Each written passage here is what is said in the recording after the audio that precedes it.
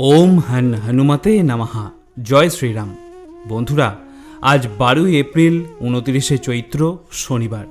आजकेर दिने हयतो अनेकेई पालन करछेन हनुमान जयंती अथवा हनुमानजीर उद्देश्ये पूजा करछेन। बंधुरा आजकेर दिने हनुमान जयंतीर ब्रतकथा एवं रामायणेर सुंदरकांड पाठ बा श्रवण करा एकान्त प्रयोजन एवं तार संगे अवश्यई श्रवण करा प्रयोजन हनुमान चालिसा। इतिपूर्वे एकटी भिडियोर माध्यमे आपनादेर सामने व्यक्त करेछि এই हनुमान जयंती किभाबे पालन करते हैं, कोन कोन उपकरण लागे एवं बजरंगबलीके किभाबे पुजो करते हैं तार लिखित मंत्रसह आलोचना करेछि, जार लिंक आमि এই ভিডিও शेषे दिए देब।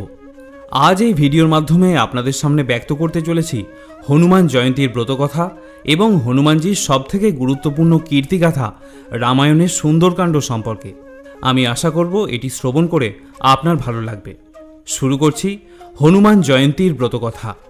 प्रिय श्रोता बंधुरा, प्रथमेই আপনাদের বলে রাখি বজরংবলীর এই ব্রতকথা সম্পূর্ণ শ্রবণ করতে হয়, তাই আপনাদের কাছে অনুরোধ আগামী কিছু মিনিট এই ব্রতকথা শ্রবণে নিজেকে নিয়োজিত রাখুন। ওম হন হনুমতে নমঃ। রাজা দশরথ পুত্রের যজ্ঞ করে অগ্নিদেবতার কাছ থেকে পেয়েছিলেন পুত্রদায়ী পায়েস, অর্থাৎ যে পায়েস খেলে পুত্র লাভ হয়। সেই পায়েসটি যখন রানী কৈকেয়ী খেতে যাচ্ছেন তখন একটি শকুনি এসে সেই পায়েসটি ছিনিয়ে নিয়ে আকাশে উড়ে গেল। অন্যদিকে দেবী অঞ্জনা পুত্র কামনায় শিবের তপস্যা করছিলেন। দেবী অঞ্জনার তপস্যায় দেবাদিদেব মহাদেব সন্তুষ্ট হলেন। তিনি তখন দেবী অঞ্জনাকে দর্শন দিয়ে বললেন, একাদশ রুদ্রের মধ্যে একটি রুদ্র হয়ে তিনি তার গর্ভে জন্মগ্রহণ করবেন। এরপর দেবাদিদেব মহাদেবকে পুত্র হিসাবে কামনা করে দেবী তপস্যারত হলেন। এমন সময় সেই শকুনটি পায়েস নিয়ে সেই স্থান দিয়েই উড়ে যাচ্ছিল, কিন্তু হঠাৎ করে সেই পুত্রদায়ী পায়েসের বাটিখানি তার ঠোঁট থেকে ফসকে গিয়ে দেবী অঞ্জনার কাছে এসে পৌঁছায় এবং সেই পায়েস গ্রহণ করলেন দেবী অঞ্জনা। পুত্রের যজ্ঞ থেকে প্রাপ্ত পায়েস গ্রহণ করে দেবী অঞ্জনা গর্ভবতী হলেন। চৈত্র মাসে শুক্লপক্ষের নবমী তিথিতে ভগবান শ্রী রামচন্দ্রের জন্ম হয়, আর তার ঠিক 6 দিন পর আজকের দিনে এই চৈত্র পূর্ণিমাতে মর্তে আগমন ঘটে তার পরম ভক্ত বজরংবলী শ্রী হনুমানজির। তাই আজকের দিনটি হনুমান জয়ন্তী হিসাবে পালন করা হয়। হনুমানজির জন্ম হয় দেবী অঞ্জনার গর্ভে। হনুমানজির মা দেবী অঞ্জনা ছিলেন পুঞ্জি কাস্তলা নামে এক অপ্সরা, যিনি একজন ঋষির অভিশাপের কারণে পৃথিবীতে বানর রাজকুমারী হিসাবে জন্মগ্রহণ করেছিলেন। অভিশাপ অনুযায়ী তিনি একজন বানর রূপে জন্মগ্রহণ করেন। অঞ্জনার বিয়ে হয়েছিল কেশরীর সাথে, যিনি একাধারে ছিলেন বানর সম্রাট এবং বৃহস্পতির পুত্র। বজরংবলী শ্রী হনুমানজি ছিলেন কেশরী ও অঞ্জনার একমাত্র পুত্র। রাবণকে বধ করার জন্য ভগবান শ্রীবিষ্ণু শ্রী রামের অবতারে জন্মগ্রহণ করবেন বলে ঠিক করলেন। অন্যদিকে দেবাদিদেব মহাদেব ঠিক করলেন হনুমানজির রূপে তিনি মর্তধামে আসবেন এবং ভগবান শ্রী রামচন্দ্রের পুরো জীবনকালে তাকে সেবা করার মনোবাসনা নিয়ে বজরংবলী শ্রী হনুমানজি জন্মগ্রহণ করলেন। রামায়ণের সুন্দরকাণ্ডে তার কীর্তিগাথা প্রদর্শিত হয়। দেবী অঞ্জনা তার পুত্রকে সুন্দর নামে ডাকতেন, তাই রামায়ণের যে কাণ্ডে বা অধ্যায়ে হনুমানজির কীর্তিগাথা বর্ণিত হয়েছে সেই কাণ্ডকে সুন্দরকাণ্ড বলা হয়ে থাকে। রাবণ যখন মাতা সীতাকে ছল করে অপহরণ করে নিয়ে যায় তখন হনুমানজি দ্বারা মাতা সীতাকে উদ্ধারের বীরত্বের কথা এই অধ্যায়ে সুন্দরভাবে বর্ণনা করা হয়েছে। জাম্বুবানের দ্বারা হনুমানজির প্রশংসা দ্বারা রামায়ণের পঞ্চম অধ্যায় অর্থাৎ সুন্দরকাণ্ড শুরু হয়। জাম্বুবানের প্রশংসা বাক্য শোনার পর হনুমানজি মাতা সীতাকে উদ্ধারের উদ্দেশ্যে রওনা হলেন। স্বর্গের সমস্ত দেবতা হনুমানজির প্রজ্ঞা, জ্ঞান এবং শক্তির পরীক্ষা করতে চাইলেন, তাই তারা সর্পমাতা সুরসাকে প্রেরণ করলেন। সুরসা দৈত্যকার রাক্ষসের রূপ ধারণ করে হনুমানজির পথ আটকে দাঁড়ালেন এবং বললেন, এই পথ দিয়ে যেতে হলে তার মুখের ভিতরে প্রবেশ করে তবেই যেতে হবে। এই কথা শুনে হনুমানজি নিজের শরীরের আকৃতি বিশাল আকার করে তুললেন। হনুমানজির বিশাল আকার মূর্তি দেখে সুরসাও তার আকৃতি বিশাল করে তুললেন, কিন্তু এরপর হনুমানজি হঠাৎ করে তার অতি ক্ষুদ্র অবতারে ফিরে এলেন এবং সুরসার বিশাল আকৃতির মুখের ভিতরে প্রবেশ করলেন এবং নাক দিয়ে বেরিয়ে এলেন। আর এভাবেই তিনি সমস্ত দেবদেবীর কাছে নিজের জ্ঞান ও বুদ্ধির পরিচয় দিলেন। এরপর লঙ্কায় দেবী সীতাকে উদ্ধারের উদ্দেশ্যে যাওয়ার সময় আকাশে ও সাগরে তিনি আবার বাধার সম্মুখীন হলেন। হনুমানজি দানবী সিংহী নামে এক দানবীর বাধায় পড়লেন। এই সিংহিকা দানবী তার ক্ষমতা বলে হনুমানজির ছায়া ধরে তাকে গিলে ফেলতে চাইলেন। শ্রী হনুমান তখন দানবীর শরীরের ভিতর প্রবেশ করে তার ভিতরের অঙ্গ প্রত্যঙ্গ নষ্ট করে তাকে হত্যা করে বেরিয়ে এলেন। এভাবেই হনুমানজির যাত্রাপথের সকল বাধাকে দূর করে তিনি লঙ্কায় প্রবেশ করলেন। কিন্তু লঙ্কার প্রবেশদ্বারের সমুদ্র তটের কাছে হনুমানজি আরও একটি বাধা পেলেন, লঙ্কার পাহাড়দার লঙ্কিনীর কাছে। আসলে হনুমানজি ভেবেছিলেন রাত্রিবেলায় সবার অলক্ষ্যে তিনি লঙ্কার মধ্যে প্রবেশ করবেন। পরিকল্পনা অনুযায়ী হনুমানজি রাতে যখন লঙ্কায় প্রবেশ করতে যাবেন, তখনই তিনি লঙ্কার অতন্দ্র প্রহরী রাক্ষসী লঙ্কিনীর সম্মুখীন হন। এরপর তিনি হনুমানজিকে জিজ্ঞাসাবাদ করে বুঝতে পারলেন যে তিনি একজন অনুপ্রবেশকারী। তখনই তিনি তাকে আক্রমণ করেন, কিন্তু সেই যুদ্ধে হনুমানজি লঙ্কিনীকেও পরাস্ত করে ফেললেন। লঙ্কিনী জানালো যে তিনি ছিলেন ব্রহ্মার বাসস্থানের একজন প্রহরী, কিন্তু ব্রহ্মার অভিশাপের কারণে তাকে রাক্ষসকুলের বাসভবনের একজন প্রহরী হতে হয়েছিল। ব্রহ্মা তখন তাকে বলেছিলেন যে সে তখনই অভিশাপ থেকে মুক্তি পাবে যখন কোনো এক বানর তাকে যুদ্ধে পরাজিত করবে, এবং একমাত্র তখনই এই অভিশাপের অবসান ঘটবে। শুধু তাই নয়, ব্রহ্মা বলেছিলেন যে যদি তোমাকে বানর কখনো পরাজিত করতে পারে তাহলে ধরে নিও লঙ্কার অবসান আসন্ন হয়ে উঠেছে।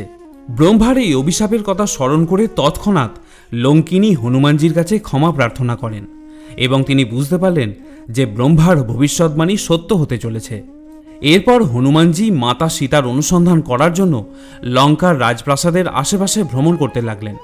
এমন সময় বিভীষণের সঙ্গে তার সাক্ষাৎ হয়ে যায়, যিনি লঙ্কার গোপন আস্তানার ব্যাপারে হনুমানজিকে অবগত করান। বিভীষণের কাছ থেকে এই তথ্য পেয়ে তিনি মাতা সীতার অনুসন্ধানের উদ্দেশ্যে অশোক বাটিকার উদ্দেশ্যে রওনা হলেন, এবং তিনি সেখানে গিয়ে দেখলেন মাতা সীতা অনেক রাক্ষসী দ্বারা পরিবেষ্টিত হয়ে বসে আছেন। একই সঙ্গে তিনি এটাও দেখলেন যে রাবণ অশোক বাটিকায় প্রবেশ করে মাতা সীতাকে ভয় দেখানোর চেষ্টা করছে, এবং তিনি জোর করে মাতা সীতাকে বিবাহ করার প্রস্তাব দিচ্ছেন। কিন্তু মাতা সীতা ঘৃণা ভরে তা প্রত্যাখ্যান করলেন। রাবণ যখন রাগান্বিত হয়ে তাকে হত্যা করতে উদ্যত হলেন, রাবণের স্ত্রী মন্দোদরী তখন তাকে সেই কাজ করতে বাধা দিলেন। এই সময় ত্রিজাতা নামে এক অসুরী, যিনি মাতা সীতার প্রতি সহানুভূতিশীল ছিলেন, তিনি তাকে অভয় ও উৎসাহ প্রদান করলেন। হনুমানজি শ্রীরামের একজন বার্তাবাহক হিসাবে মাতা সীতার সামনে উপস্থিত হলেন, এবং প্রভু শ্রীরামের প্রতীকস্বরূপ একটি আংটি মাতা সীতার সামনে উপস্থাপন করলেন। মাতা সীতা হনুমানজিকে জিজ্ঞাসা করলেন তার স্বামী প্রভু শ্রীরাম এবং ভ্রাতা লক্ষ্মণ এখন কেমন আছেন। তখন হনুমানজি তাকে বললেন তারা দুজনেই শারীরিকভাবে সুস্থ আছেন, কিন্তু তাদের মনে প্রচুর দুঃখ রয়েছে। সীতার কাছ থেকে বিদায় নিয়ে যখন হনুমানজি ফিরে যাচ্ছেন, তখন মাতা সীতা সংশয় প্রকাশ করলেন যে রাবণের মতো এত শক্তিশালী একজন রাজার সাথে একজন বানর কিভাবে যুদ্ধ করতে পারে। শ্রী হনুমান তখন তার সন্দেহ দূর করার জন্য অতি বিশাল ও শক্তিশালী রূপে প্রকট হলেন। এরপর শ্রী হনুমান মাতা সীতার কাছ থেকে অনুমতি নিয়ে অশোক বাটিকার ফল খেতে শুরু করলেন। সমস্ত গাছ ভেঙে অশোক বাটিকা তিনি তছনছ করে ফেললেন। এমনকি রাবণের কয়েকজন সৈন্যকে হত্যা করে সেখানে মহা হইচই ফেলে দিলেন। খবরটি খুব তাড়াতাড়ি রাবণের কাছে গিয়ে পৌঁছালো। রাবণ তখন তার সৈন্যবাহিনী প্রেরণ করে হনুমানজিকে নিয়ন্ত্রণ করার সর্বাত্মক চেষ্টা করলেন।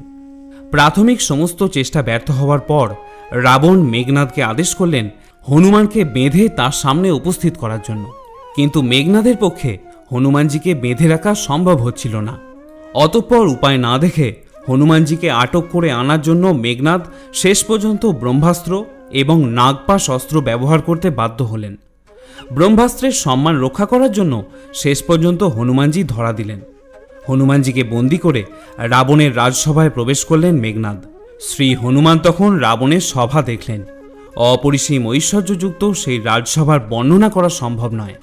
দেবতা ও দিকপাল সকলেই হাত জোর করে বিনয় সহকারে রাবণের ভ্রুকুটির দিকে তাকিয়ে দণ্ডায়মান ছিলেন। কিন্তু রাবণের এই রূপ প্রত্যক্ষ করেও শ্রী হনুমান কিন্তু ভয় পেলেন না। তিনি সর্পসমূহের সম্মুখে যেন গরুর হয়ে নির্ভয়ে দাঁড়িয়ে রইলেন। লঙ্কাপতি রাবণ তখন তাকে বলল, ওরে বানর, কে তুই? কার প্ররোচনায় তুই অশোকবন তছনছ করলি? আমার কথা তুই কি আদৌ শুনিসনি? ওরে দুষ্ট, আবার তোকে অদ্ভুত রকম নিশ্চিন্তও দেখছি। রাক্ষসদের কোন অপরাধে তাদের প্রাণ দিতে হলো? ওরে মূর্খ, তোর কি প্রাণেরও ভয় নেই? শ্রী হনুমান তখন বললেন, হে রাবণ, শোনো, যার বলে মায়া এই সম্পূর্ণ ব্রহ্মাণ্ড রচনা করে, যার শক্তিতে ব্রহ্মা বিষ্ণু মহেশ্বর যথাক্রমে সৃষ্টি স্থিতি লয় করে থাকেন, আর সহস্রানন শেষনাগ পর্বত ও বন সহিত সমস্ত ব্রহ্মাণ্ডকে মস্তকে ধারণ করে থাকেন, যিনি দেবতাদের রক্ষা করার জন্য বিভিন্ন অবতার দেহ ধারণ করেন, তোমার মতন মূর্খকে শিক্ষা দিয়ে থাকেন, আর কঠোর হরধনু ভঙ্গ করে অন্যান্য রাজাদের দর্প চূর্ণ করেন, আমি তারই দাস। তারপর তিনি রাবণকে বললেন যে তিনি ভগবান শ্রীরামের একজন বার্তাবাহক, রামের দূত, যার স্ত্রী বর্তমানে তার কাছে বন্দী। হনুমানজি প্রথমে রাবণকে সসম্মানে অনুরোধ করলেন মাতা সীতাকে বন্দিদশা থেকে মুক্তি দিতে। তিনি রাবণকে বললেন যে শ্রীরাম আপনাকে ক্ষমা করে দেবেন, কারণ তিনি হলেন করুণার সাগর, তার আশ্রয়ে যিনি আসেন তাকে তিনি কখনো অস্বীকার করেন না। তাই রাবণ যেন সসম্মানে মাতা সীতাকে এখনই মুক্তি দেন। কিন্তু অতিরিক্ত অহংকার বোধে নিমজ্জিত রাবণ হনুমানজির এই কথা শুনে তার লেজটি আগুনে পুড়িয়ে দিতে আদেশ করলেন। রাবণ হনুমানজিকে উচিত শিক্ষা দেওয়ার জন্যই এরূপ আদেশ করেছিলেন। হনুমানজি তখন বৃহদাকার শরীর ধারণ করলেন এবং অবশেষে যখন হনুমানজির লেজে আগুন ধরিয়ে দেওয়া হলো, তখন তিনি তার শরীরের আকার পুনরায় ছোট করে নিলেন এবং তিনি তার লেজ দিয়ে পুরো লঙ্কা নগরীতে আগুন ধরিয়ে দেন।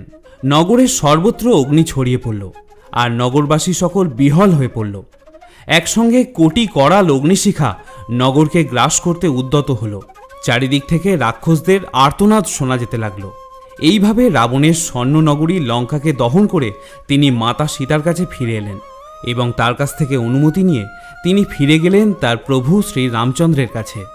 এরপর তিনি সম্পূর্ণ লঙ্কাকে জয় করার লক্ষ্য নিয়ে শ্রীরামচন্দ্রের কাজে নিজেকে নিয়োজিত করেন। এভাবেই রামায়ণের সুন্দরকাণ্ডের সমাপ্তি ঘটে। বজরংবলী হনুমানজিকে তুষ্ট করার জন্য সুন্দরকাণ্ড পাঠ করার পরামর্শ দেওয়া হয়। অষ্ট চিরঞ্জীবীদের মধ্যে অন্যতম বজরংবলী 8টি সিদ্ধি এবং 9টি নিধির দাতা। রামচন্দ্র তাকে অমরত্বের আশীর্বাদ দিয়েছিলেন। আবার বজরংবলী হলেন কলিযুগের দেবতা, তাই তাকে তুষ্ট করার জন্য সুন্দরকাণ্ড পাঠ করলে বা শ্রবণ করলে সমস্ত বাধাবিঘ্ন থেকে মুক্ত হওয়া যায়। তাই শ্রোতা বন্ধুরা, আপনারা প্রত্যেক শনিবার ও মঙ্গলবার বজরংবলীর এই সুন্দরকাণ্ড পারলে একবার অবশ্যই শ্রবণ করবেন, কারণ এই সুন্দরকাণ্ডের আধ্যাত্মিক গুরুত্ব বলে বোঝানো সম্ভব নয়। তাহলে শ্রোতা বন্ধুরা, আজকের মতো ভিডিওটি এখানেই শেষ করছি। যদি সুন্দরকাণ্ড শ্রবণ করে আপনি সমৃদ্ধ হন, তাহলে অনুরোধ করব ভিডিওটিতে একটি লাইক করার। আর যদি সনাতন বার্তা ইউটিউব চ্যানেলে আপনি নতুন শ্রোতা হয়ে থাকেন, তাহলে আরেকটি অনুরোধ করব চ্যানেলটিকে সাবস্ক্রাইব করে নেওয়ার। সকলে ভালো থাকুন, সুস্থ থাকুন। বজরংবলী শ্রী হনুমানজির আশীর্বাদ আপনার ওপর সদা বর্ষিত হোক। জয় বজরংবলী, জয় শ্রীরাম।